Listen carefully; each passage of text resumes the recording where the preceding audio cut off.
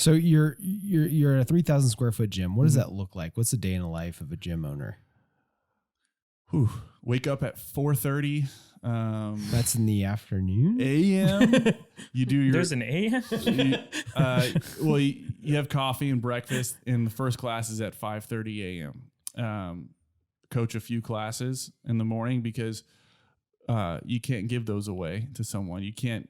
It's hard to have a coach that wants to coach that early, right? Yeah. And so, my business, my responsibility, I'm going to do it. And we had great attendance at those early morning classes. Some of our highest performing individuals go to those early morning classes. Some people I still talk to this day.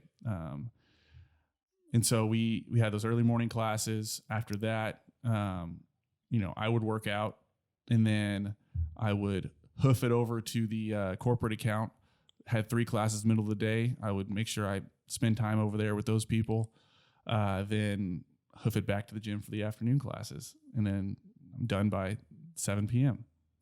And that was a typical Monday through Friday type thing. And, like I said, having more than one of me would have been ideal, but it's hard when you don't have skin.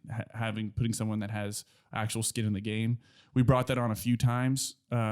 And it's just like you structure their contracts so that they incentive-based type stuff. But it's tough in an industry with, like in fitness, the margins are pretty thin, and there's not once you grow, there's not a whole lot of money within a gym. And so it's tough to really have someone see a long career out of it unless it's theirs. And I totally understand that. And so the best way for me personally to have done that growth wasn't to expand. It was to operate within cash flow where we are and enjoy that we're very successful within what we were. Unless I would have had more people that I could grow with on other projects to fund what they wanted to do, and have separate gyms based on that, I think would have been the better route to go. Interesting. So in hindsight, say you were to do this over again, and you have this successful gym, 3,000 square feet, you're crushing it, but you want to expand the business. Are you saying now the next gym would have not been CrossFit, would have been Soul Cycle or something like that? Are you saying it would have been like a different approach, or are you saying something more like, oh, this person, call this person Harris, wants to do a gym completely different. Let's build it around his idea. That's a good question. And I'll help. I am a believer that you should invest in what you know and what works for you. And so what works. So you wouldn't even hire me. Yeah, got it. That's right. Yeah. So what works well for us is the group classes, and we call it CrossFit, but it's really a fitness class, right? I mean, and I was never the most technically, I didn't go to school for kinesiology. That wasn't my strong suit. We had people there that were very good with that.